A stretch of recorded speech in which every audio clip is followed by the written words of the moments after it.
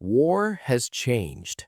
In the past, victory depended on the courage of soldiers, the roaring engines of tanks, and the devastating reach of artillery firepower. When we read the history books or watch the movies, that is what we see: the heroes, the fighter planes, the infantry charging the lines. But behind every battlefield, behind every front line that has ever been drawn, there were the machines. Massive, relentless, unstoppable. During World War I and World War II, simple, unarmored bulldozers and tracked tractors completely reshaped the battlefield. They didn't fire shells and they didn't drop bombs. Instead, they built the roads, they cleared the paths, they moved the earth, making the absolutely impossible possible. But today, war is entirely different. In the modern era, where cheap drones watch silently from the sky, where the battlefield is completely transparent, and where missiles strike with terrifying pinpoint precision, even the strongest, heaviest machines don't last long. So the question is, which heavy machines could actually survive a war today? And which ones would never make it out of the staging area? To truly understand which machines can survive the brutal reality of modern war, we have to go back to where it all began: World War I. The battlefield was pure chaos. Think of the Somme, think of Passchendaele, a landscape beaten by endless artillery into a featureless ocean of deep, freezing, inescapable mud. Armies weren't just fighting each other anymore, they were fighting the terrain itself. Soldiers got stuck, supply lines completely froze, artillery pieces weighing thousands of pounds sank straight into the earth. Horses, the traditional backbone of military logistics, were exhausted and failing. And that's when something entirely unexpected changed the course of military history: machines. Early tracked tractors, originally designed for farming and incredibly primitive by today's standards, started appearing near the front lines. Machines like the Holt tractor. They weren't fast, they didn't have heavy armor, but they had tracks instead of wheels. They could grip the earth. They could go where everything else failed. Slowly, heavily, they began pulling massive loads through the thick mud, dragging heavy artillery pieces into firing position, clearing supply paths where absolutely none existed. For the very first time in human history, heavy machinery was actively shaping the battlefield. But it wasn't until World War II that everything shifted into high gear. This time, war moved incredibly fast. Armies were advancing across entire continents. It wasn't a static war of trenches, it was a war of movement. Speed became everything. And once again, heavy machines were thrust right into the middle of the fire. Bulldozers, especially the legendary D-series built by companies like Caterpillar, became the silent, unsung weapons of the war. They didn't fire bullets, but they built everything that mattered. The United States Navy even created entire battalions dedicated to this exact mission, the Seabees. Their motto was simple: we build, we fight. Airstrips appeared out of nowhere, carved out of dense, humid jungles and remote Pacific islands in a matter of days. Roads were stretched across incredibly rough terrain, allowing Sherman tanks and vital supply trucks to keep pushing forward. Entire military bases were constructed from nothing but dirt, sweat, and absolute determination. On the blood-stained beaches of Normandy, right after the absolute chaos of the D-Day landings, the bulldozers rolled in. While soldiers were still fighting just to survive, these unarmored earth movers were clearing anti-tank obstacles, pushing aside destroyed landing craft, and helping turn a chaotic, deadly beachhead into a highly functional working port. In the Pacific theater, dense, unforgiving jungles were no match for a bulldozer blade. Trees fell. Ground was instantly leveled. Runways were built fast enough to completely change the course of air warfare. These machines didn't just support the war effort, they made large-scale military operations possible. Without them, tanks couldn't advance, bomber planes couldn't land, life-saving supplies couldn't reach the men freezing on the front lines. War wasn't just fought with weapons anymore, it was built with heavy iron. But here's the harsh reality of that era. Even though these machines were incredibly powerful for their time, they had one fatal weakness. They were never built to survive a battlefield. They had no armor, they had no protection. There was absolutely no defense against artillery explosions, shrapnel, or sniper fire. The operators sat completely exposed in the open air. If they came under direct attack, they were gone. And yet, they just kept working, because back then, the survival of the machine wasn't the priority. Getting the job done was the only thing that mattered. Fast forward to today, and the world has changed. War is no longer just fought in the mud on the ground. It is watched from above, tracked in real time, and struck with terrifying precision. In modern conflicts like the Russo-Ukrainian War, the battlefield has become infinitely more dangerous than anything seen in the 20th century. There is no hiding anymore. Thermal optics cut through the dark. Drones hover silently in the clouds.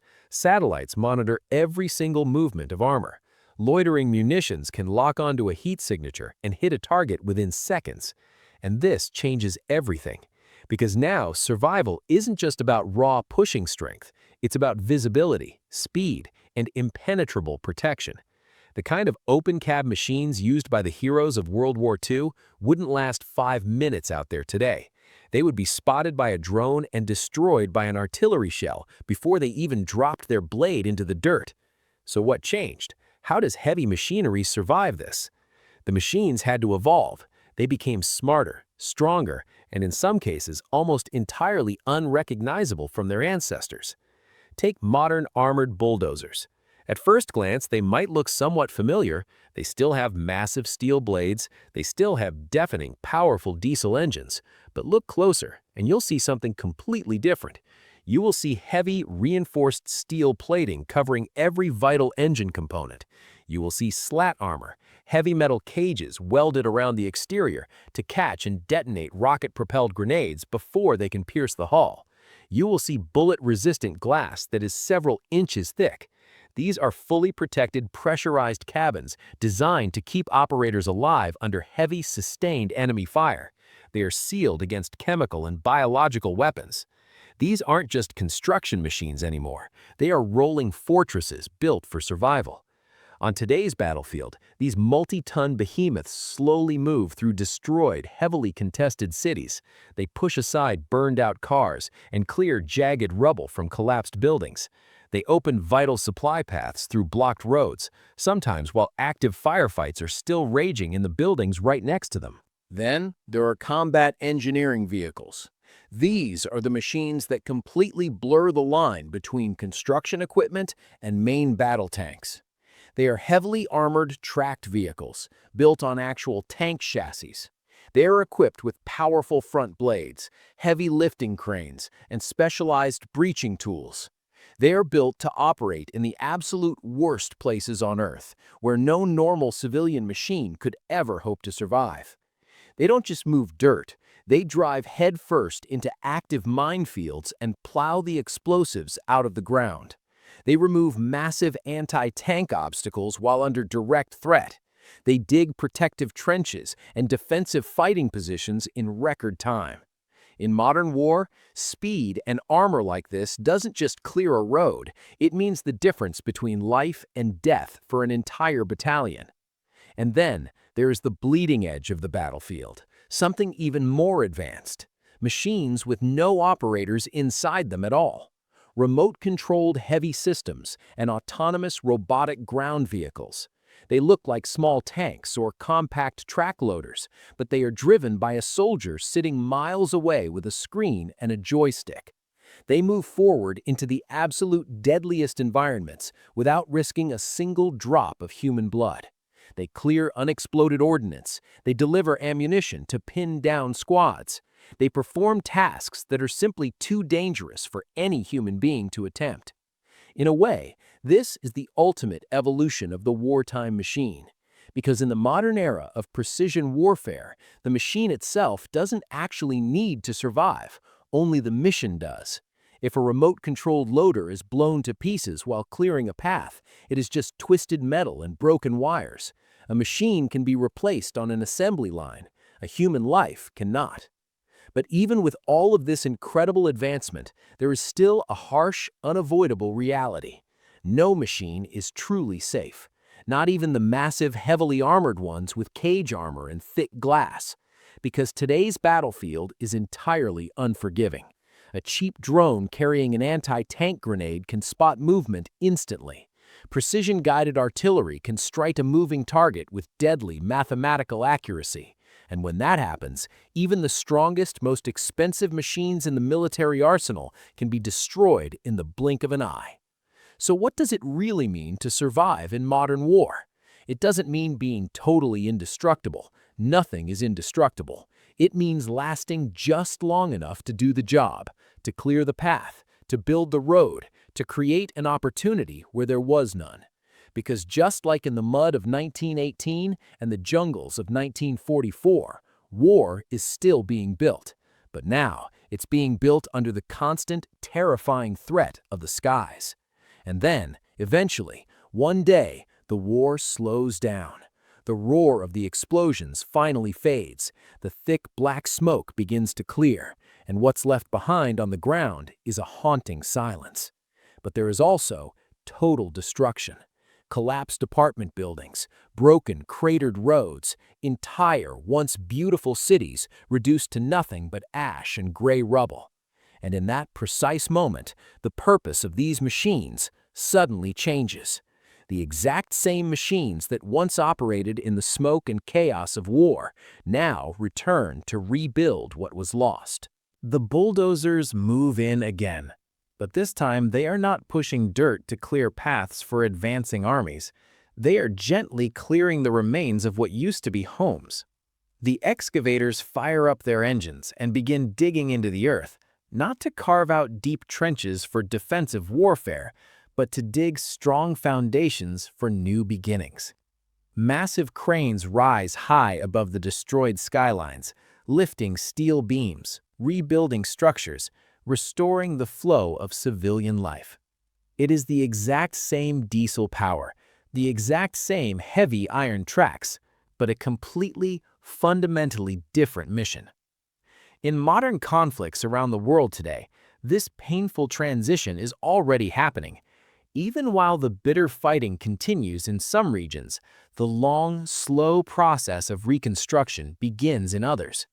Roads are paved over the craters. Bridges are pulled out of the rivers and rebuilt. Devastated communities slowly, stubbornly come back to life. And once again, heavy machinery becomes the most essential tool on Earth. Because no matter how advanced warfare becomes, no matter how terrifying and powerful the weapons get, absolutely nothing replaces the machines that build.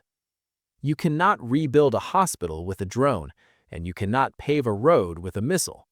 And maybe that is the real story here. It is not just a question of which heavy machines can survive the terrifying gauntlet of a war. It's about which machines outlast the war itself. Because true survival isn't just about the thickness of your armor plating. It's not just about the horsepower of your engine or the strength of your steel. It is about your purpose.